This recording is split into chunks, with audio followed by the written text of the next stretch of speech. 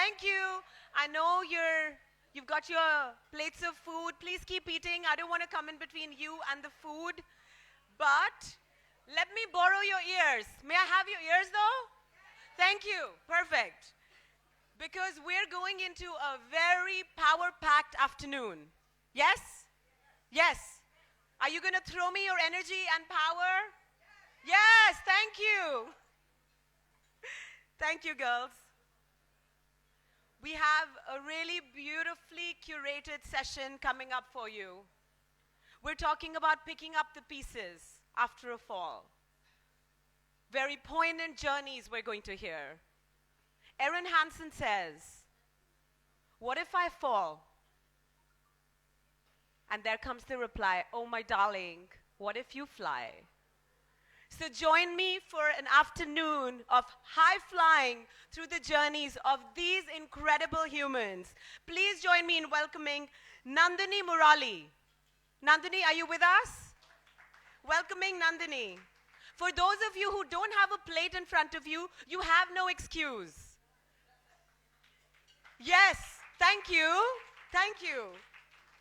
Welcoming Nandini, she's a life coach and a facilitator, an author, and a researcher, mental health promotion activist. It's an honor to have you with us. Thank you.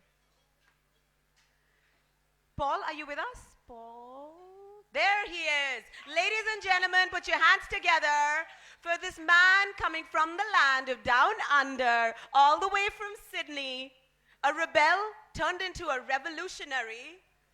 Paul McAneny is the 9-star Isagenix business coach, Isagenix Sydney, Australia. Welcoming you, Paul. Shamiz Kachwalla. Shamiz. Wow, we got music for you.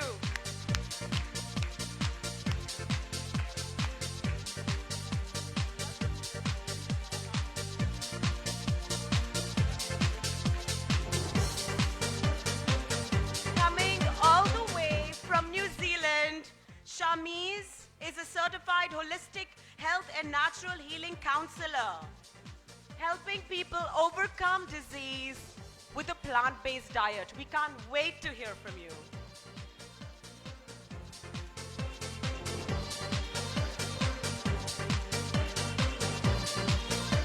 Good morning, the back of the room. Good morning, back of the room. Your mobile phones are not running away. Put them down for a second. Put them down. Let me see your mobile phones. Put them up. Put them up. Hands free. Hands free. Let me see all your hands. Leave the phones away for a second. Oh, look at these girls. So generously left their food. Welcoming two icons from a legendary business family of India. If we could have the pleasure of having on the stage Mr. Purushottam P Singhal. Please put your hands together in welcoming this legendary family. Purushottam Singhal, the director of Transport Wings Private Limited, and Uttam Singhal. Uttam, welcoming you, Uttam. Are you twins? Are you? Are you twins? No? Just brothers. The directors of Transport Wings Private Limited, they're changing the way we travel on our roads in India. You'll hear more of their journey. It's impactful and deeply enriching to how we, like I said, travel on our roadways. The session is called Down But Not Out. Are we ready, Mamta?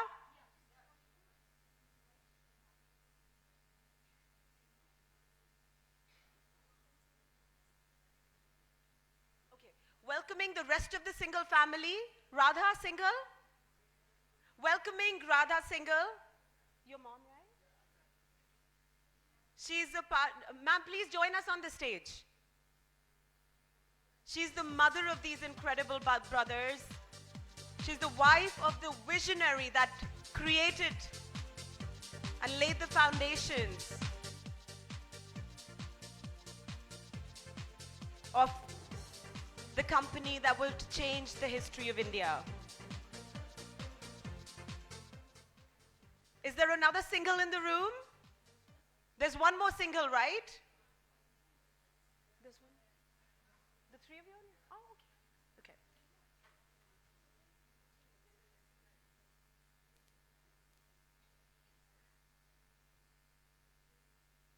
Inviting Nandini Murali to speak with us and share her journey about mental health promotion and suicide prevention activism. Welcoming you.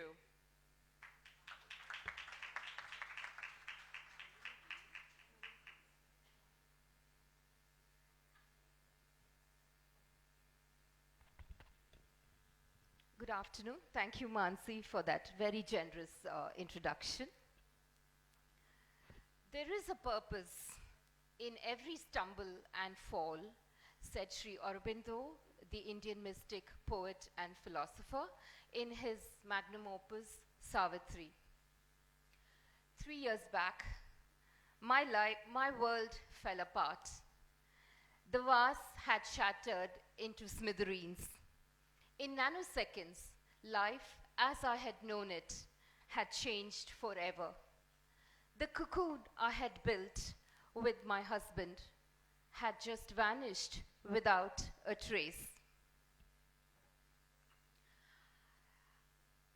I believe the most powerful learnings in life comes from lived experience, anubhava, as we call it in the Indic tradition.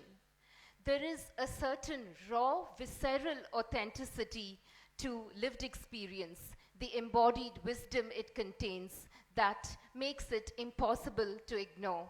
I believe it contains the seeds for transformation and growth, which is beyond one's imagination.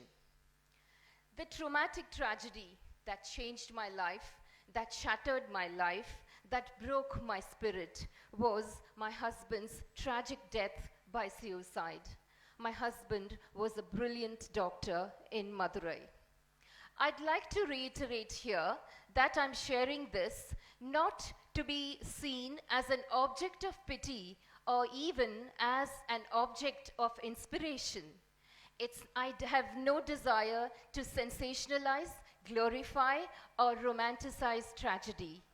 But I share it because this lived experience, this deeply personal experience has made me who I am today.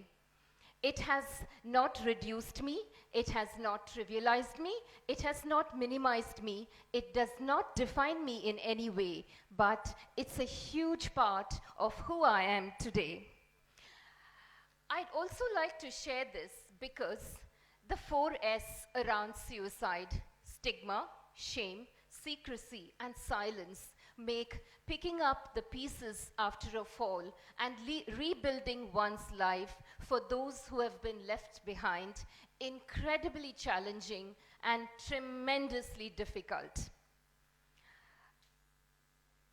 I'm reminded of the Japanese art, the Japanese pottery, kintsugi, poetically translated as golden joinery.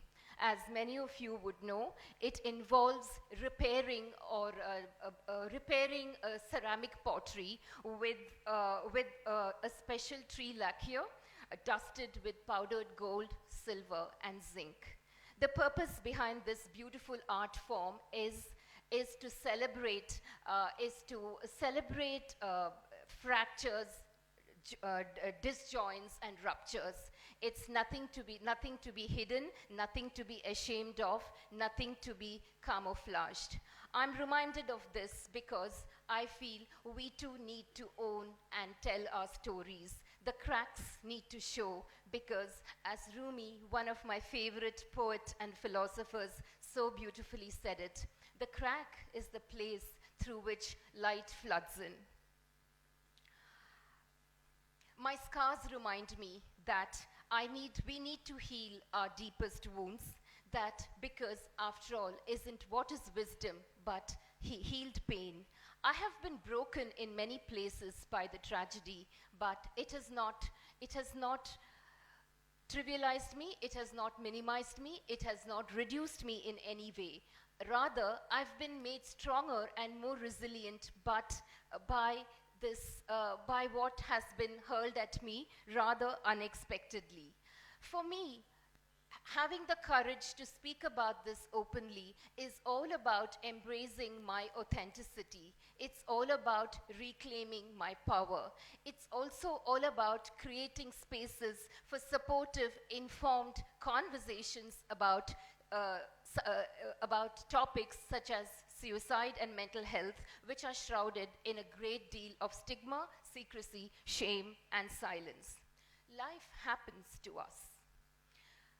We have no control over what happens to us, but I believe where we have absolute free will is in choosing how we respond to life's circumstances. We can choose not to be defined, reduced, minimized, or trivialized by the tragedy, but rather see them as radical opportunities for growth and transformation. The Vedantic tradition in which I'm rooted tells us that we need to assume responsibility for our lives. This is a deeply spiritual truth because all too often we are all too ready to outsource responsibility to others, to blame events or shortcomings for our misfortunes. After the tragedy, I had two options, either to sink or swim in the turbulent ocean of grief in which I was tossed about. At that point, I made the decision, I'm going to swim, clinging on to a lifeline, clinging on to a raft, no matter how challenging it was. And I'm glad I made that very conscious decision to reinvent, to recalibrate, and as we've been hearing since morning, to rise stronger and redefine myself. My spiritual guru, Sri Guru Rohit Arya, told me right at the beginning of the tragedy, avoid the victim trap. What makes you think you're so entitled that you think this cannot happen to you? Stop saying, why me? Why not me? What makes you come from such a place of entitlement? That truly was the lifeline which helped me swim this journey. A lot of people have been supportive through my journey, my friends. Some of them are here right now. I did not want to mention two of them today, but I think two of them, Mamta and Vidya Auntie, and I think Bunty, if he's here, have been enormously supportive through my journey, my birth family, especially my parents and my loving brother, and amazing friends who are actually part of my family.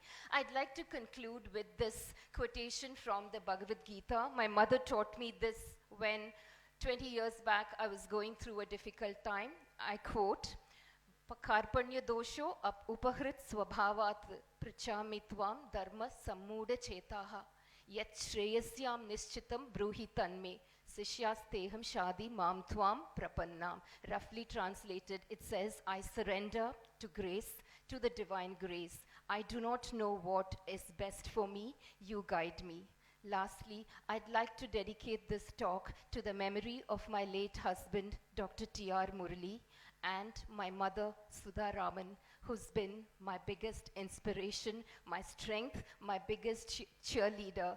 And I'm truly blessed, Amma, to have you as my mother. I do hope you're listening to this someday, sometime. Thank you.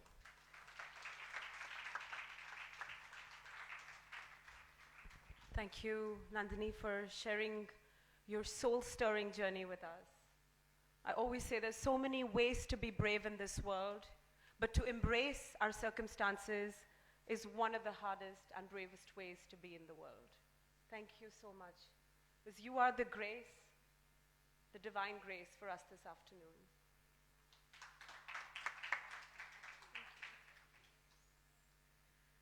I'd like to invite someone very special coming all the way from Australia, someone who was a police cadet, an undercover police cadet for 15 years for the Australian police in drug trafficking.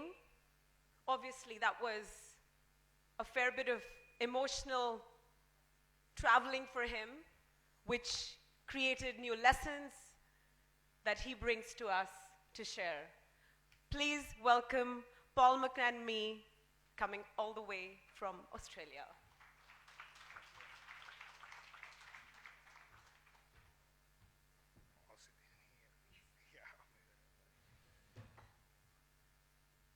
I've had 7 tragedies and personal challenges in my life.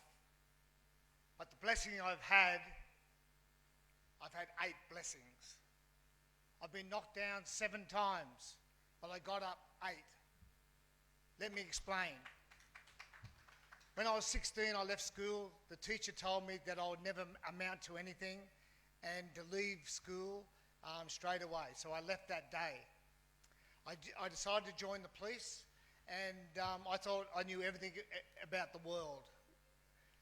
I was involved in several murders, not involved myself, but I investigated several murders, suicides, road accident deaths, and many, many drug overdoses. Around this time, my son died virtually in my arms, and that was one of the biggest disasters that I've ever had in my life. Virtually shortly after, my brother died of cancer at age 31, and then I was involved in the Hilton bombing where several people were killed, and then my friend committed suicide. Because of all these blocked one-on-one things, I had a nervous breakdown. I was off work for 18 months. I was taking drugs and I was drinking heavily, and I was really off the planet, and I really didn't know whether I wanted to be here today, or back then. And I was fortunate the police doctor said, Paul, you have to go and learn how to control stress and learn how to sleep. Because I wasn't sleeping, I was having nightmares over and over and over again. So from there, I went to a personal development seminar, and my first mentor was a guy called Paul Blackburn. And he took me under his wing and mentored me. I've been fortunate enough to have 5 fantastic mentors that have helped me be the person I am today. I was married for 31 years, then I got divorced and separated, but then I had another blessing. The blessing was I met my soulmate and bestest friend, Suzanne Skillen, and we now work here. We now work together, and we have built a business around the world. We have over 100,000 people in our team underneath us in 10 countries around the world, and we work in health and wellness. And the learnings that I've had has helped me spread the word. And what we've done, we've developed and mentored 12 people. But the blessings that I've had in my life have completely changed my life. Everything was going great. 2019, Suzanne and myself, we travelled the world together. We've had a fantastic 14 years. Then in 2009, I had another tragedy. I was tested to see how courageous I was. My mum and dad both passed away within 6 months, and they were married for 67 years. But the blessing from there was that they're now back together again, and they're out of pain. So after a tragedy, I've had many, many blessings. Being here today is a blessing. But what I've learned, I'm going to share 4 secrets with you. And the 4 secrets that I had to change to be where I am today is, the first one is I had to learn forgiveness. Forgiveness, I had to forgive myself for all the crazy things that I've done in my life, but I also had to forgive others for the things that they've done to me. Number 2, I had to learn to love myself. Not in an egotistical way, I mean love yourself from the heart. I had to change the way I thought. Number 3, I now live in the now. Before, when I was focusing on my past, I was living in my past. I was always in the past. And virtually, your past does not create your destiny. Your future is in your hands. Number 4 is affirmations. Affirmations help change my life. I've been doing affirmations now for nearly 20 years. So every night before I go to bed and every morning I read these. I give unconditional love to myself and to others and to Suzanne. I attract fantastic people and leaders to me every day. Fun and happiness flows to me daily. I have unlimited abundance in all areas of my life. My word for 2020 is clarity. What is your word for 2020? I'm so deserving and worthy of success. Everything I touch turns to gold, and it takes courage to rise again after a tragedy.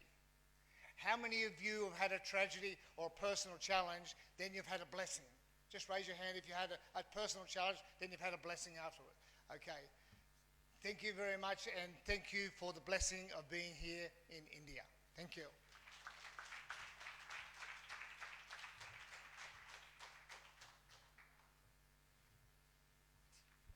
Thank you so much, Paul. That's all right. I'll get it in a sec. I just see there's everyone tall after me. So. But thank you for such a powerful sharing. It means so much that your words, they've moved us. But I want to also ask, like you stirred a thought in me. I want to know, what is your word for 2020? Do you have a word? Shine. Inspire. Power. Sorry? Each for equal. That's many words. Equality. Seek. Beautiful. Thank you, Swati. Happy. Simple is powerful. Educate. Independence. Beautiful. Growth. Organize.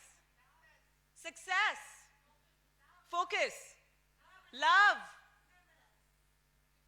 Luminous. You see, these are such beautifully feminine qualities. Luminosity, effervescence, shine. Thank you so much for shining your light so bright. Thank you, Paul, for helping us shine so bright. Thank you. Now meet with an eminent family from Calcutta. These brothers, the single brothers, Purushottam and Uttam, with their mother, sit proud today because their father had a dream. He had a vision and he had the courage to dream of a network of road transport services linking all the major cities of India. A mammoth task, but here the boys are living the dream of their father. Please welcome Purushottam Singhal, the Director of Transport Wings, Calcutta Private Limited, welcoming you. Sorry, this is in your way. Be careful.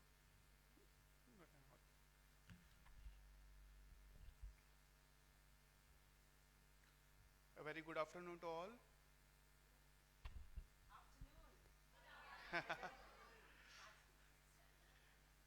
I'd like to thank Mamta and the team to cordially invite us and to join such a beautiful moment. We like to share what we have, our experience. As she told, we are from the Calcutta, we are a business family, and my father has started my business. This business was established in 1956. It's around 64 years back.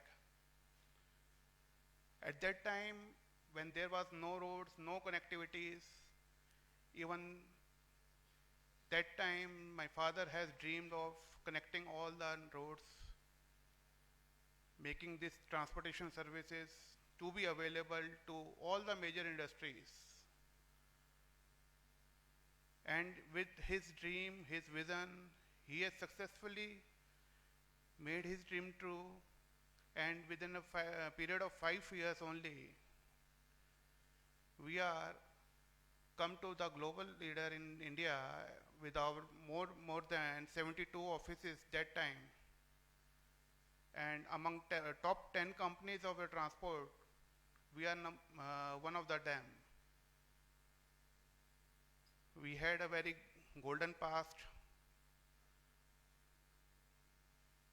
and after the marriage, my mother has also joined the business and go by hand with my father. And we have spent a very good time until the eras came in 90s to 2000. In 1990, I just want to share these things only what we have experienced, because a person who has traveled a lot, who have enjoyed every privilege and have never thought of falling in any sphere, what he experienced, that I want to share at this time. And I like to thank my mother that she is a true woman whom I can say that for a successful of any man, there is a woman behind that. And for the success of my father and for our entire family, till now, she is the only one whom I want to oblige for that.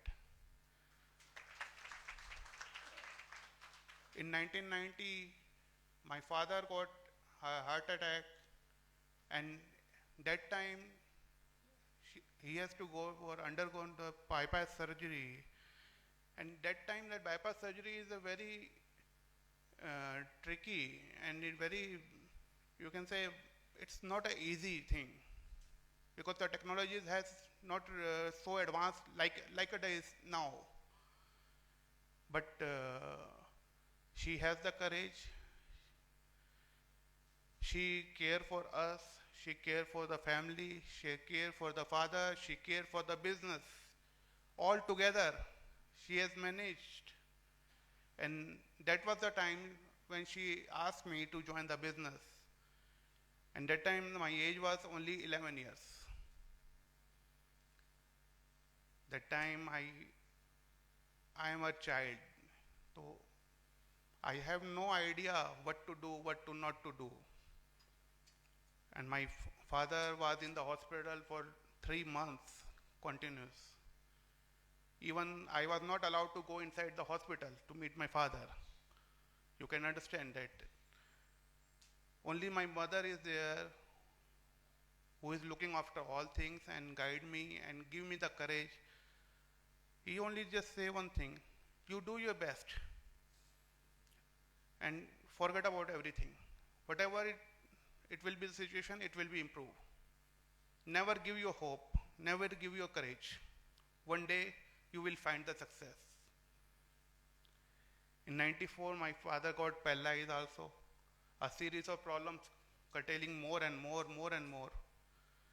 And 98, as we all know, that in India there is a huge recession is going on.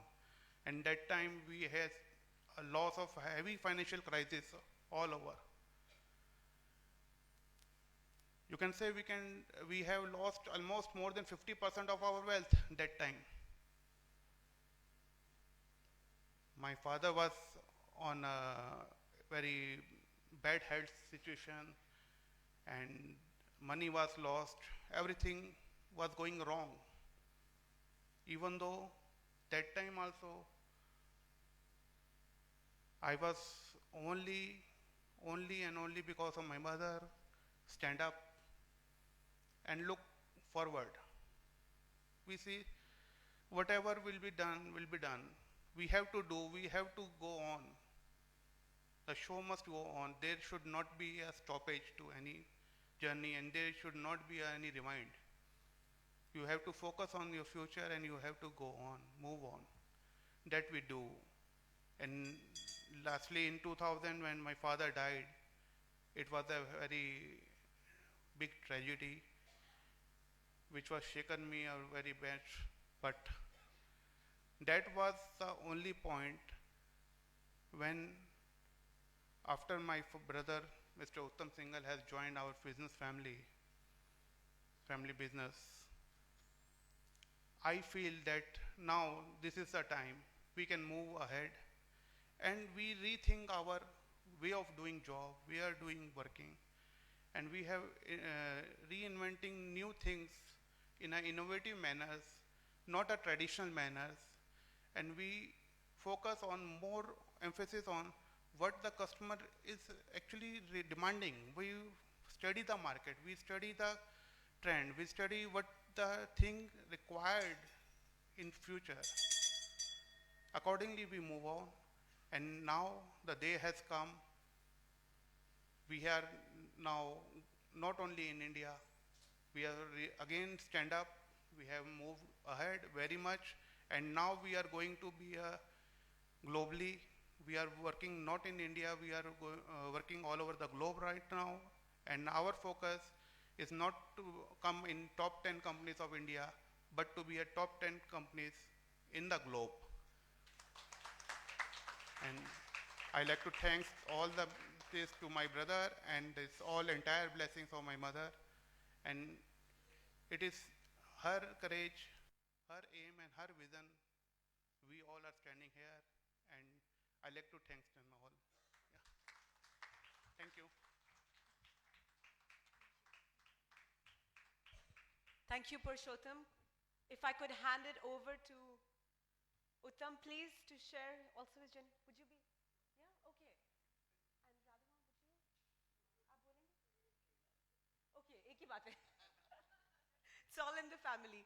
Thank you so much for representing the power of the collective energy of a family. Thank you for being the beautiful connected family that you all are. Thank you. Are you ready? Please welcome the lovely gentleman coming from New Zealand once again.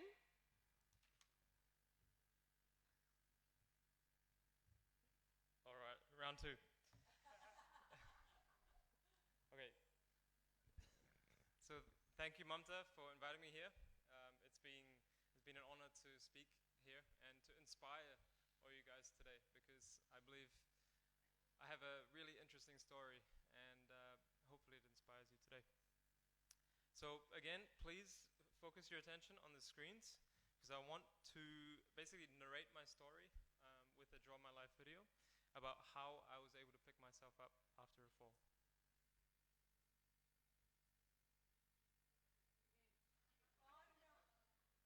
Here we go. My journey to a life after colitis, Part 1, Japan. It all started 7 years ago when I was teaching English to high school students in Japan. While I was there, I slowly started to notice that my digestion wasn't quite right. But when I started to see red in my stool, I panicked. So I visited my local GP.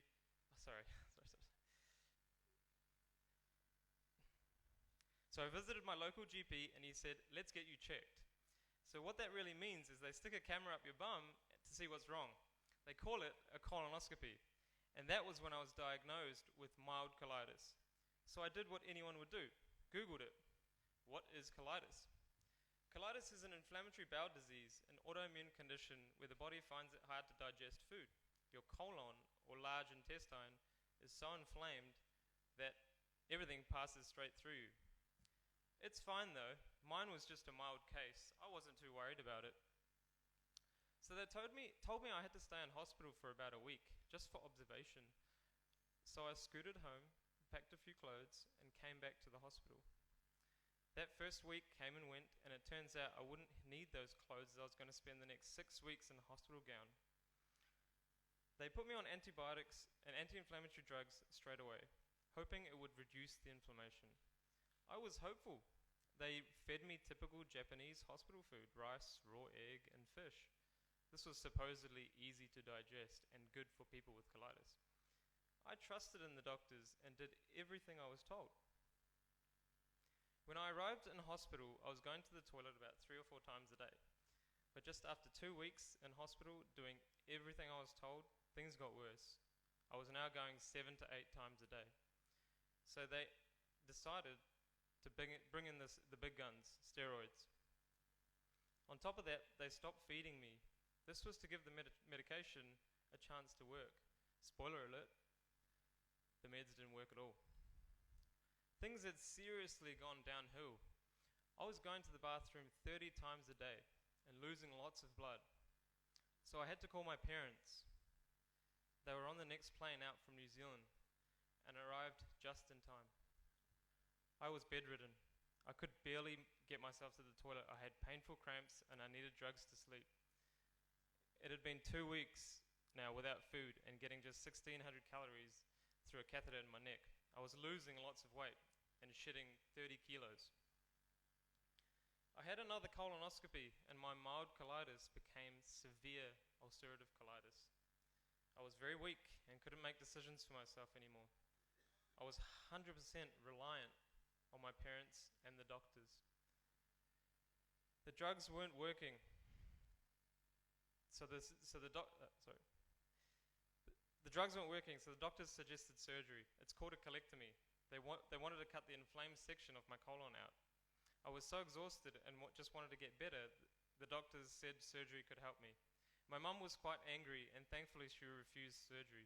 As an alternative, they put me on immunosuppressant drugs, serious stuff. It's the drugs they give to organ transplant patients so their body won't reject the new organ. It basically shuts down your immune system. So the immunosuppressant drugs were very strong. They didn't fix the inflammation, but they did reduce the number of times I was going to the toilet. With this small bit of improvement, my mum had a chance to do some research. She came across this book called Self-Healing Colitis and Crohn's. She ordered the book from Amazon. It arrived in a couple of days. The book focused on a diet and lifestyle change on how food was the key to healing the inflammation. This was the first time we had ever heard of food helping digestive disease, as this was something doctors had always dismissed. The author, Dr. David Klein, had the same disease as me for about 8 years until he found that a whole food plant-based diet was the key to reversing this disease. After reading about how dangerous the meds were, we stopped taking them, and the doctors were not allowed it, so I was pretending to take them but secretly flushing them down the toilet. The doctors allowed me to start eating foods again after a long while. We insisted on a diet of fruits and vegetables. We bought a blender and a juicer in hospital, and my mum would make me smoothies in my room. After 1 week on the diet, they did another colonoscopy, and it showed no ulcers, and the doctors were shocked. They claimed that the meds had started finally working and prescribed me a suitcase full of more meds to take home. Little did they know that I hadn't taken a single pill for a week, and I would never take a single pill ever again.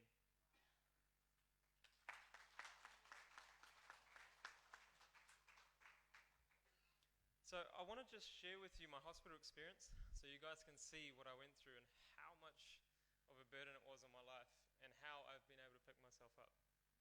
So just, if you'd like to just flick through the slides. So this is me, nearly at my worst, but they pretty much hooked me up to a machine and they were drawing blood out of my body and then pumping it back in, trying to clean my blood. This was in Japan, by the way. So yeah, this is me giving a thumbs up because I was feeling a lot better after starting the diet. And yeah, 30 kilos of me. So I was down to 41 kilos, I think. So these were the nurses. They were a fantastic bunch. I loved them a lot. And they gave me a cake which was full of dairy and full of all sorts of bad stuff. And I looked at it and I was like, no, thank you. So this was me out of the hospital when we went back home to my place. And you can see how thin I was. And this is me now. So,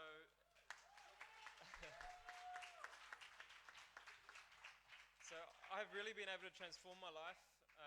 I can ride 100-kilometer bike rides, no sweat nowadays. I'm actually training for a half marathon next week, a couple of weeks. And this is the power of plants. Okay, this is what a plant-based diet will do. And what my purpose in life is now is to try and help other people do exactly the same thing as what I'm doing now.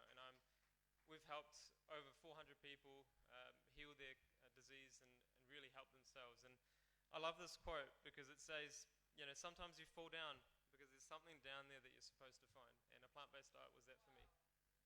Thank you very much.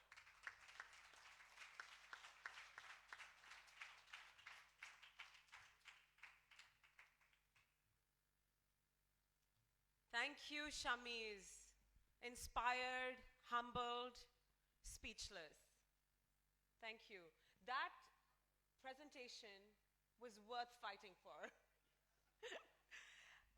Did you notice in his presentation, he revolutionized love? Did you see? Did any of you know? Re-lovution. So a revolution with a healing through love. Shamiz. Incredible journey. Thank you. And in Ayurveda, actually, because in Ayurveda, that's what we believe, right? Food is thy medicine. You are what you eat. So you're a walking, talking example of that. If I could welcome Dr. Harbeen Arora onto the stage to honor these very, very special people. I'm sorry, this is an obstacle course. Oh my God. It's all Paul's fault.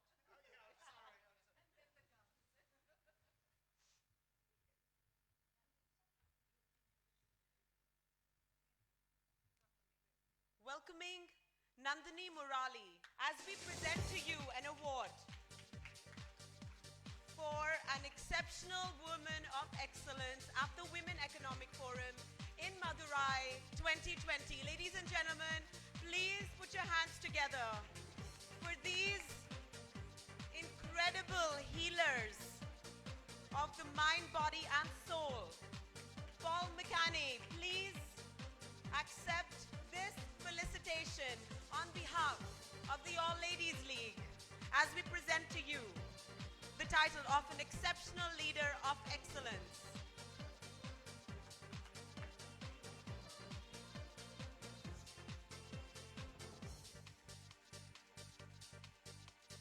Calling upon this preeminent business family from Calcutta to accept their awards for Purushottam, Uttam and Radha Devi as we present to you awards for exceptional leaders of excellence at the Women Economic Forum. Presenting to Radha Devi this award. Ladies and gentlemen, this is a special award as we declare her to be a Woman of the Decade.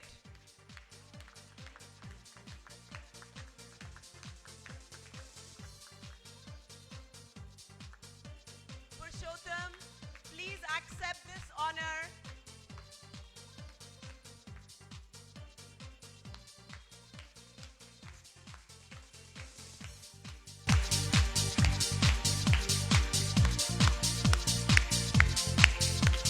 Uttam Singhal, an exceptional leader of excellence.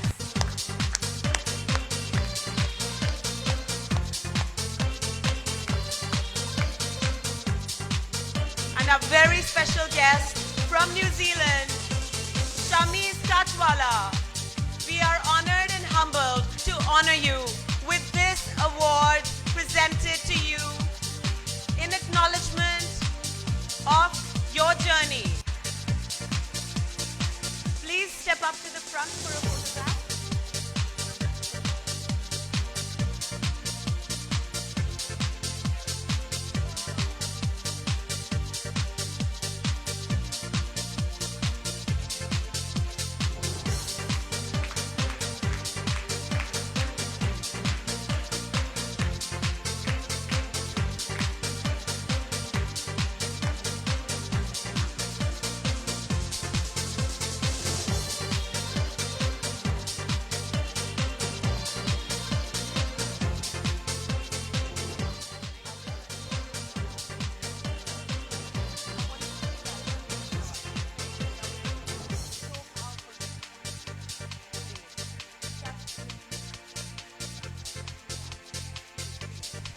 Thank you in particular to Shamiz Kachwalla and Shukul Kachwalla.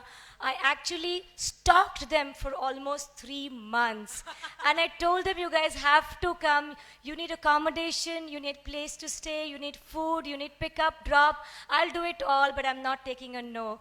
Thank you, Shamiz and Shukul, because when I was in New Zealand, I was totally moved by their story through a friend of mine. Thank you for making it, and I'm truly humbled to have you all.